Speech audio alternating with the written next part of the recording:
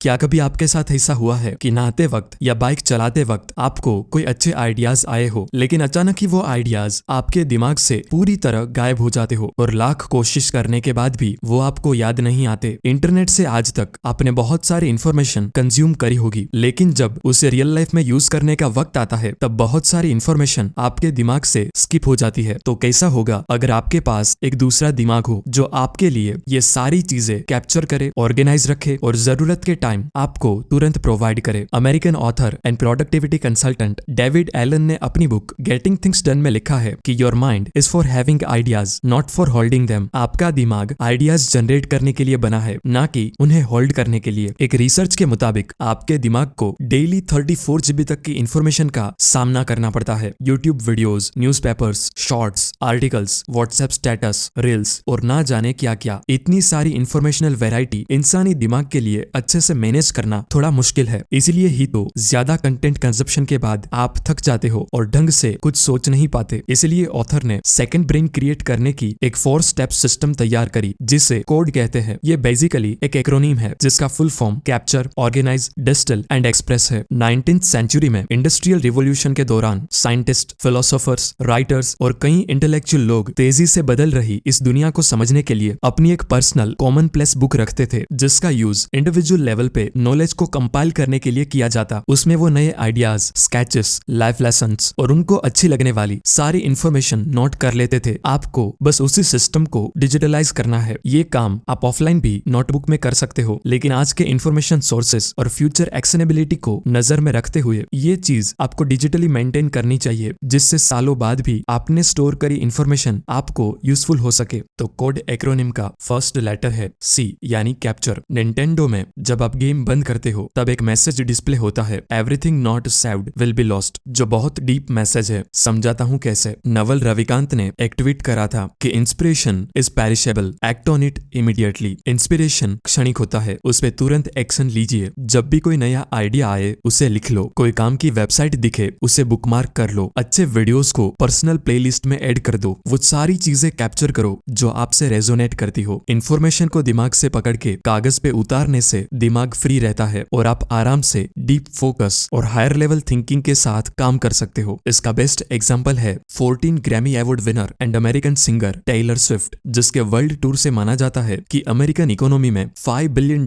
का व्यापार होगा। वो भी अपने लिरिक्स और वर्ड्स की राइमिंग्स को अपने फोन में ही कैप्चर करती है। तो आप भी अपने आइडियाज कैप्चर करने के लिए Evernote, Microsoft one note, notion, Apple notes या कोई भी digital note taking app use करो। पर्सनली मैं नोशन और एप्पल नोट्स यूज करता हूँ और टाइम टू टाइम उस डेटा को रिवाइज करने के लिए रीडवाइज यूज करता हूँ। सेकंड ब्रेन का नेक्स्ट लेटर है O यानी ऑर्गेनाइज। इंफॉर्मेशन इकट्ठा करके आपको डिजिटल कबाड़ी वाला नहीं बनना। कोई चीज तभी यूजफुल होगी जब जरूरत के टाइम आसानी से मिल जाए। आपके पास शायद दुनिया भर का सारा ज्ञान पड़ा हो, लेकिन वो ऑर्गेनाइज्ड और एक्सेसिबल ना हो तो कुछ काम का नहीं। इंफॉर्मेशन को ऑर्गेनाइज रखने के लिए ऑथर पैरा मेथड सजेस्ट करते हैं। बचपन में आप कंप्यूटर में गेम्स, मूवीज, फोटोज और सॉन्ग्स जैसे फोल्डर्स बनाते थे, लेकिन फोल्डर्स को टॉपिक से ऑर्गेनाइज रखने के बदले एक्शनेबिलिटी से ऑर्गेनाइज रखना ज्यादा बेटर होता है। तो सबसे पहले आप 4 फोल्डर्स बना लो, projects, areas, resources and archives. ये फोल्डर्स आप नोट टेकिंग ऐप, ब्राउजर और कंप्यूटर में बनाओ और इन चारों फोल्डर्स के अंदर ही सारी चीजें आ जाएगी। पैरा मेथड में पहला फोल्डर प्रोजेक्ट्स का बनेगा। इसमें वो सारी चीजें रखो जिस काम के लिए एक क्लियर एंड पॉइंट हो। जैसे आपको एक असाइनमेंट कंप्लीट करना है तो वो एक प्रोजेक्ट हो गया। इस साल का ITR फाइल करना है तो वो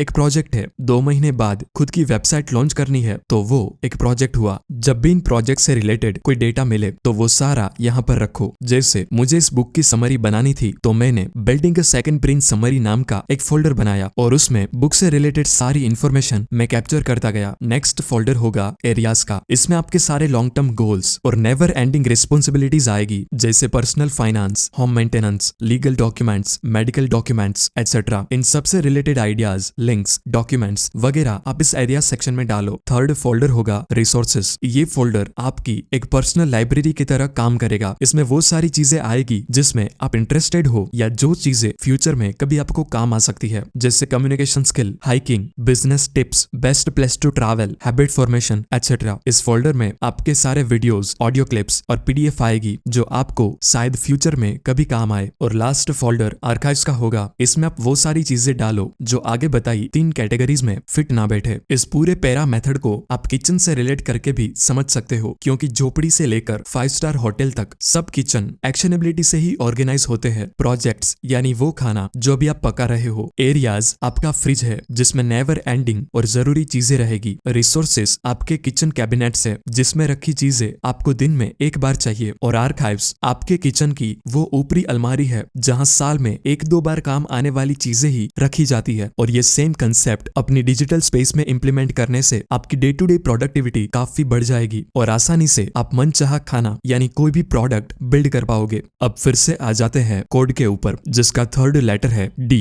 यानी डिस्टिल। ये सब भेजा फ्राई आपने यूं ही नहीं किया। डिस्टिलेशन का मतलब है आपने कैप्चर करी चीजों की समरी बनाना ताकि आपके फ्यूचर सेल्फ को वो काम आए। आपने ऑर्गेनाइज करी इंफॉर्मेशन का आपको एसेंस फाइंड करना है कि उसमें वो कौन सी ऐसी चीज है जो सच में मैटर करती है। जैसे आइंस्टाइन ने अपनी थियरी ऑफ रिलेटिविटी का एसेंस फाइंड करके उसे सिर्फ एक इक्वेशन E=mc² में समराइज किया, वैसे ही आपको भी आपने सीखी बातों को अपने वर्ड्स में शॉर्ट में समराइज करके लिख लेना है ताकि बाद में आपको सब कुछ रीड करने की जरूरत ना रहे। और लास्ट लेटर ई का मतलब है एक्सप्रेस करना। आपका दिमाग नॉलेज का भंडार होगा लेकिन आप उससे कुछ क्रिएट नहीं कर सकते तो सब बेकार है। इस स्टेज पर आपने सीखी चीजों को आप रियलिटी में कन्वर्ट करते हो। आपका दिमाग वेयरहाउस नहीं फैक्ट्री होना चाहिए। उसमें डाले रॉ मटेरियल का कुछ ना कुछ बनना ही चाहिए। छोटे से लेकर बड़े हर एक काम में अपने नॉलेज को एक्सप्रेस करने की रिक्वायरमेंट रहती है और ये वीडियो भी मेरे एक्सप्रेशन का एक पार्ट है। मैंने जो भी सीखा उसे कैप्चर करा, उसे ऑर्गेनाइज करके डिस्टिल प्रोसेस से उसका प्योर एसेंस निकाला और उसे वीडियो में कन्वर्ट करके आपके सामने एक्सप्रेस कर रहा हूँ। अमेरिकन न्यूरोसाइंटिस्ट नैन्सी एंड्रियसन कहती है कि इंटेलेक्चुअल लोग चीजों के बीच कनेक्शन फाइंड करने में माहिर होते हैं। वो अलग अलग डॉट्स को कनेक्ट करते हैं। जैसे मेरी ये थॉट प्रोसेस बहुत सारी छोटी छोटी इन्फॉर्मेशन के कनेक्शन से बनी है जो मैं अपनी प्राइवेट कम्युनिटी पे डेली शेयर करता हूँ। उसमें बहुत सारी चीजें आपको माइंड ब्लोइंग लगेगी तो कुछ पोस्ट ऐसी भी होगी जो आपको पसंद ना आए, बट आई डोंट माइंड क्योंकि डॉट्स ऐसे ही कनेक्ट होते हैं, आइडियाज ऐसे ही बनते हैं। वो प्राइवेट कम्युनिटी पोस्ट ही मेरी थॉट प्रोसेस और हैबिट्स का रॉ मटेरियल है। उसे एक बार जरूर चेक करना, लिंक डिस्क्रिप्शन में है। अब इस पूरी बुक को चंद वर्ड्स में समराइज करके बताऊं तो टियागो फोर्टे कहते हैं कि बहुत सारी इंफॉर्मेशन याद रख के अपने दिमाग को लोड नहीं देना। आइडियाज को कैप्चर करने के लिए एक छोटी सी डायरी और पेन रखो या नोट टेकिंग ऐप का इस्तेमाल करो। इंप्रूवमेंट और इनोवेशन एक्सीडेंटली नहीं होते, उसके पीछे एक रोबस्ट सिस्टम होती है जो नॉर्मल लोगों को अक्सर नहीं दिखती और सेकंड ब्रेन उसी रोबस्ट सिस्टम का एक पार्ट है। नो मैटर आपका फील्ड कौन सा है, आपको अपना एक सेकंड ब्रेन क्रिएट करना चाहिए। वो आपके ओरिजिनल ब्रेन के बैकअप वर्जन की तरह काम करेगा। जैसे जैसे आप सेकंड ब्रेन को यूज करते जाओगे वैसे ही आपका माइंडसेट, सेल्फ अवेयरनेस और फोकस बढ़ता जाएगा। आप ज्यादा काम फील करोगे और किसी भी सिचुएशन को आराम से इमोशनल कंट्रोल के साथ हैंडल कर पाओगे। Organise your life by organising your thoughts. धन्यवाद।